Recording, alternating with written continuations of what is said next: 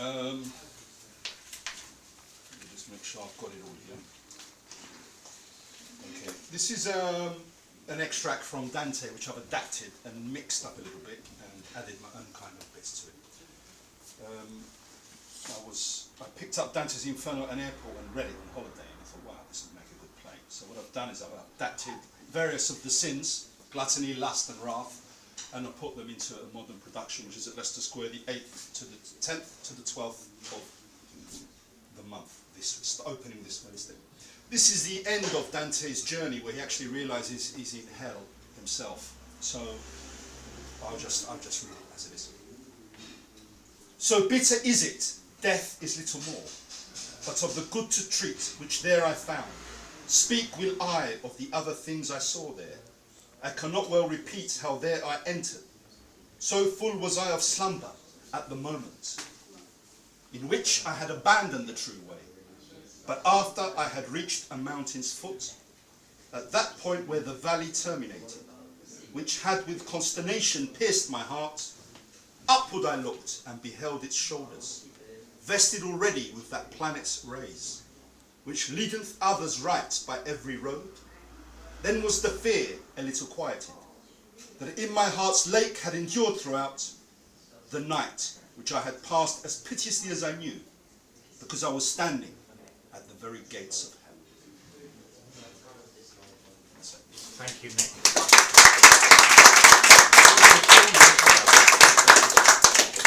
This is an incredibly talented man. Go and see the show. I mean, you know, I don't want to...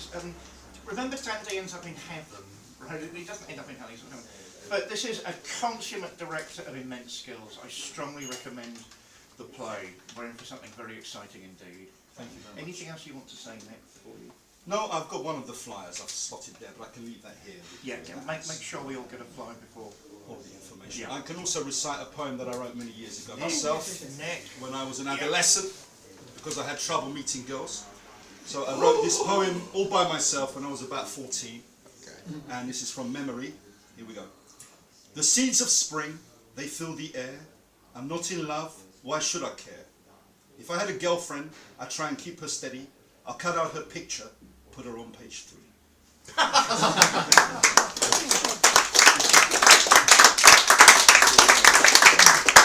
As usual, I think the devil's in the detail. I've got to think about that one. We now need an actor. Oh, when I first met this man, he was nothing. But since then, he's just written this incredible book on Marshall Ney. I don't think I've ever read anything quite like it. Yes, White Tracks of Denmark is going to publish it as one of their British directors, I'm telling you. He is now an actor, up to my arse in actors. He was the founder of the Knights Templars recently. I've got the film, I can prove it. And you saw him in a flashback in the Akashic Records into the past, where he's got a beard, he shaved it off today, don't try and hide your chin, please. And he's plunging a sword into some vicar's church. You can sort of feel the worry at the back where they're looking at the tiling. Very impressive indeed, and he's going to read some of his favourites to us this afternoon. My dear friend Ian Booth.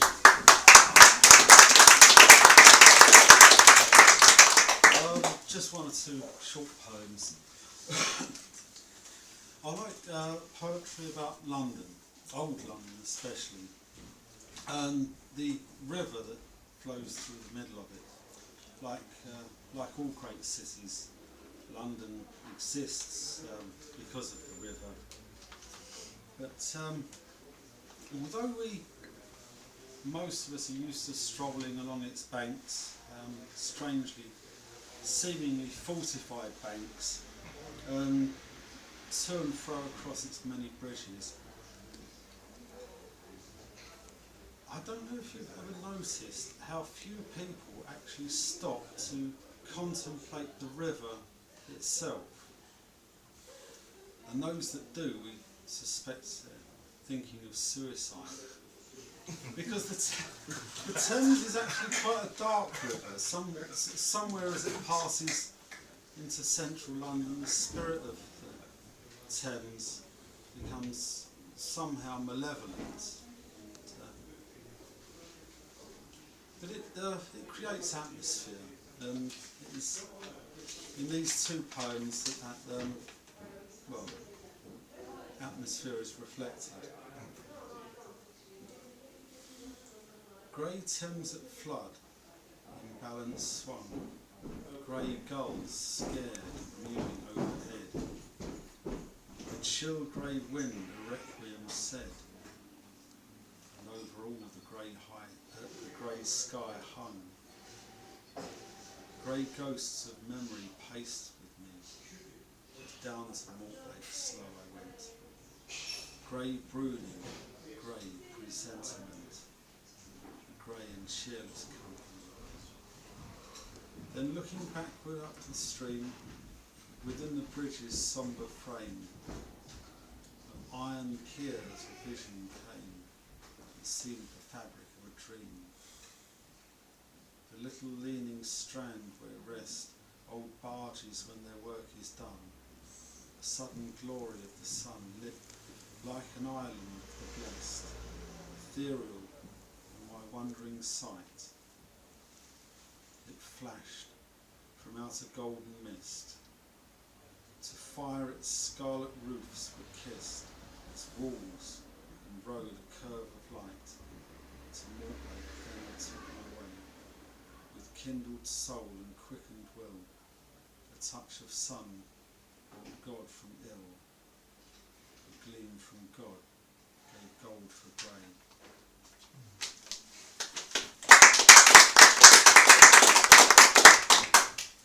And the other poem is a symphony in yellow. Oscar Wilde.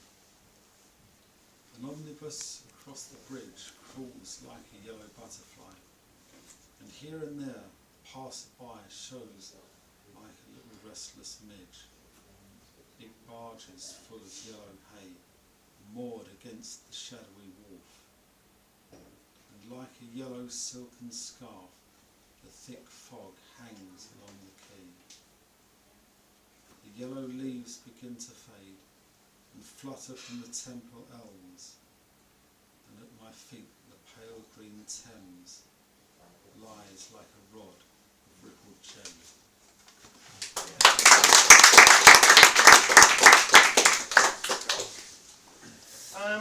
I think we need to turn to ex-students of mine, and then we'll get to Adrian. Sometimes I still teach, it's not often these days. I miss it immensely. Sometimes I meet wonderful young people with interest in poetry and verse, not often. I met young Daniele as a student of mine a couple of years ago, and he wants to read Nassimi Ganjari. He is the Chaucer of Persia, of Azerbaijan. They have a fight amongst themselves, actually, where he belongs to. He belongs to the world. His poetry is wiltingly beautiful. I'm told it really cannot be translated. I don't know, I'm sorry. We introduced him to the English-speaking world a couple of years ago, and Daniele is going to read something or other of his today. Ladies and gentlemen, Daniele Irandust. Thanks, David. Well, I don't know what to say, so I'll just read this. Without you, neither world nor soul is needed. Once we have met, a parting is not needed. Purer your moist lips are than springs of heaven. A drink of living water is not needed. On my heart's throne, the grief you cause is sultan. Two sultans in one country are not needed. On my heart's all flowers are but thorns if you are absent. Without you, rose and basil are not needed. Come, you whose face is paradise to lovers, for paradise without you is not needed. For one who drinks the wine of lovers' meeting, the bane of parting is not so sorely needed. Nassimi shall not spurn a meeting with you, but do not leave his sight. This is not needed.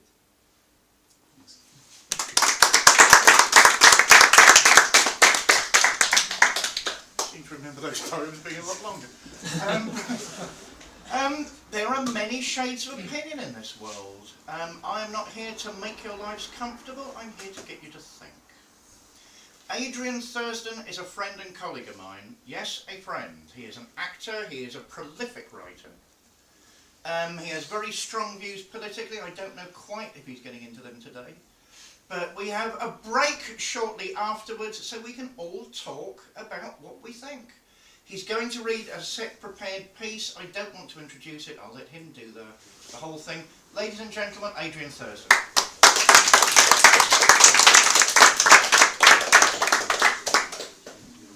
Hello everybody. I wrote a pamphlet, a political pamphlet a little while ago, because I believe that we need to indulge ourselves in citizenship. The title of it is In Pursuit of Reason, and I got that title from that famous Lady Diana interview that she had, when she was saying that she was harassed by the palace, the family, and that if anything happened to her, they would be to blame.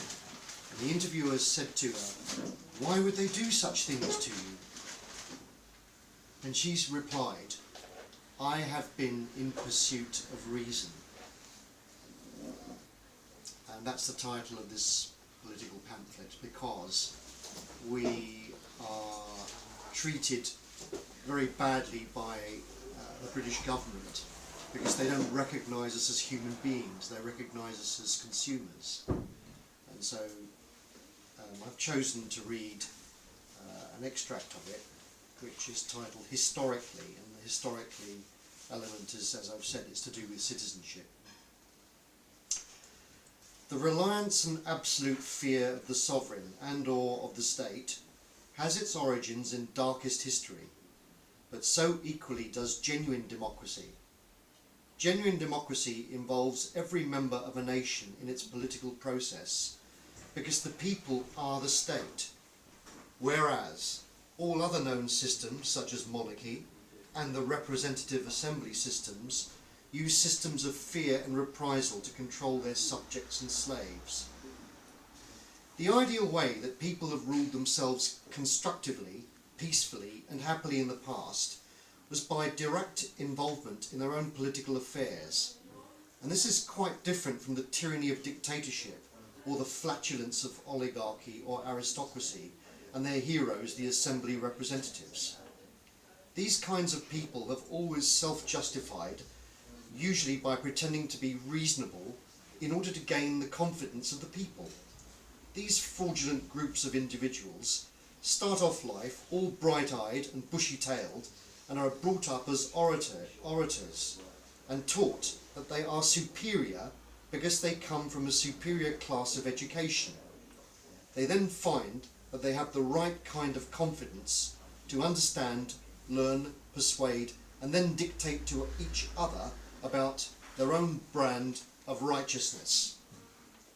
These new modern aristocrats have then reassured themselves of their right to act in the public interest without popular public consent. If they turn out to be party politicians, they then hold elections every so often on the principle that no harm comes to those who consent.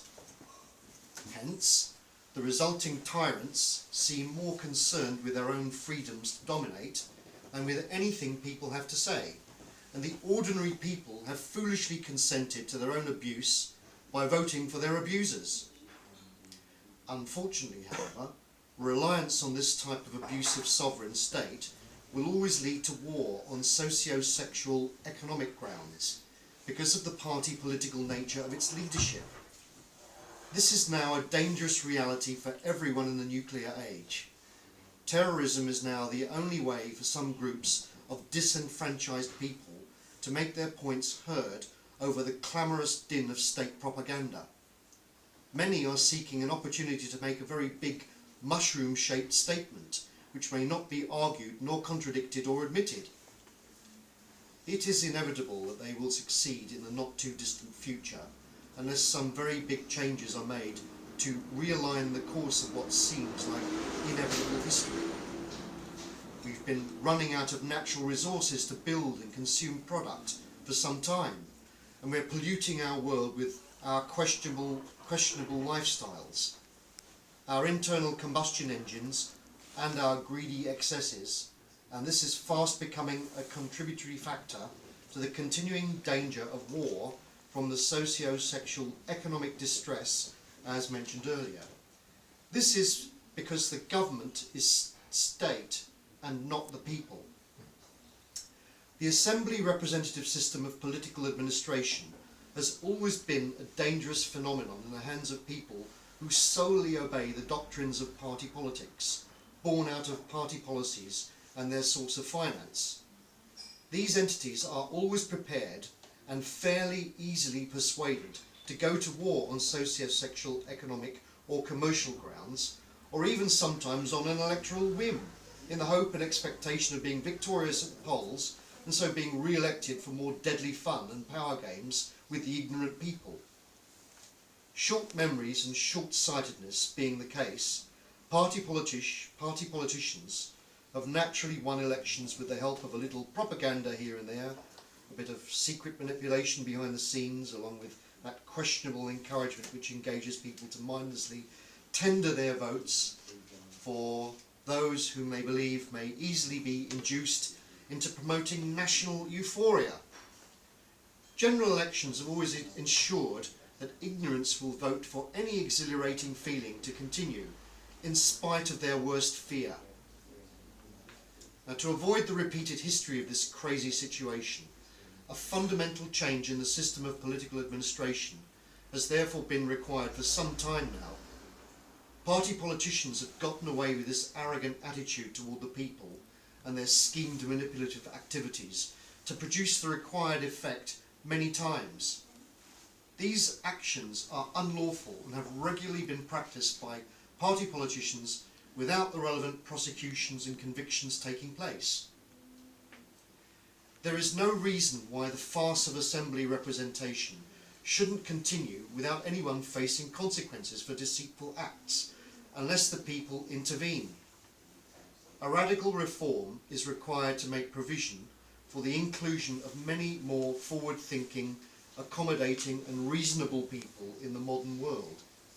Nations require idealistic model individuals who stand as examples and or mentors for wards of state and others who may genuinely be encouraged to act in the best interests of all the people. Actually, it's the people themselves who must ultimately be formalised as these citizens and trained to act as virtuous, good individuals in their own state and in their own jurisdiction. They must represent the virtuous institution of citizenship and hold their own power undevolved by representation, and so be their own person. Others must become obsolete unless they can speak honestly, virtuously for themselves. History also shows us that these roles and other idealistic people must possess, history also shows us that these role models and other idealistic people must possess the education, prosperity, well-being, good character, and ultimately the heartfelt aspirations of the genuine good man and woman. This is because they must be the product of a new enlightened education of virtuous citizenship and idealism, such as will be outlined in the forthcoming book. This kind of state must produce virtuous leaders, and these leaders must aspire to idealism and the good for the purposes not only of self-fulfillment, but the fulfillment of the people by which the state exists.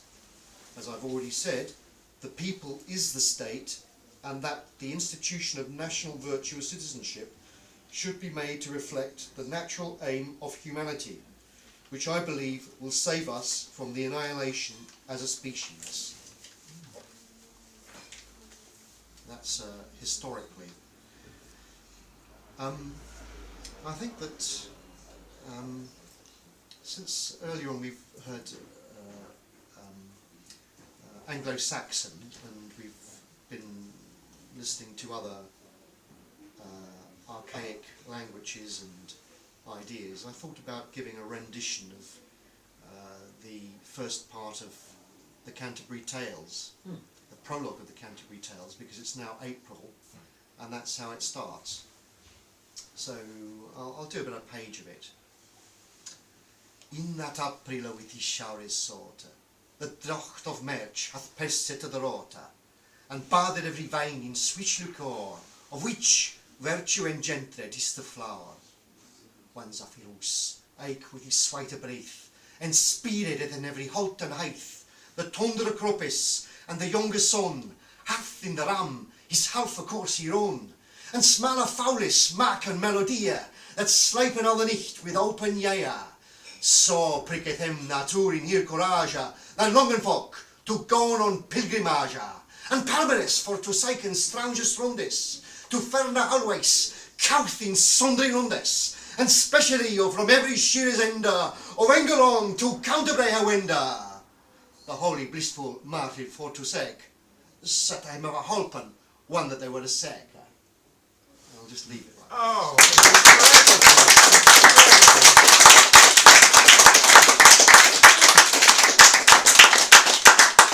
Thank you. Well, and then there's another ancient language which I know quite a lot about, which is classical Greek. And I thought that since this is an experimental affair, I might give you the first paragraph of the Iliad, which I think I'm going to be doing it in an Erasmus style, because like I've recently been in Greece and they don't understand it, and they can't make sense of what I'm saying, because it makes sense. And at the moment in Greece, they don't tend to make sense. They speak classical Greek in a modern way, and it's all jumbled up and it's all higgledy-piggledy in it. And although the words make sense to them, it doesn't make lyrical sense. And the way that the classical Greeks wrote poetry was very similar to Anglo-Saxon. And sometimes they'd rhyme in mid-sentence. But in effect, they used pace and alliteration more than anything else. And you can get all this just in the first paragraph, which is: Meinin aidet thea pele ia deo akileo oilo menein hei muiria kaios algetheke polas diptimois psuikas aidi proiapsen heroon dautos deloria tiuiche kuneisin oio noisi dette passidios dete leito oile exoideta proatadias detein erisantea treideis teanax Andron kai Dios, Achilleos.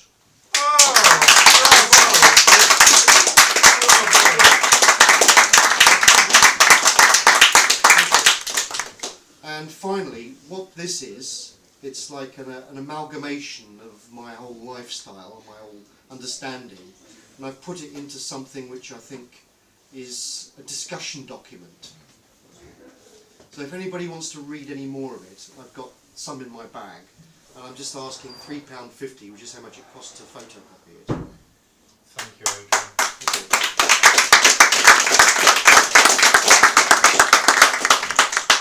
Believe me, you've got to come back very, very often.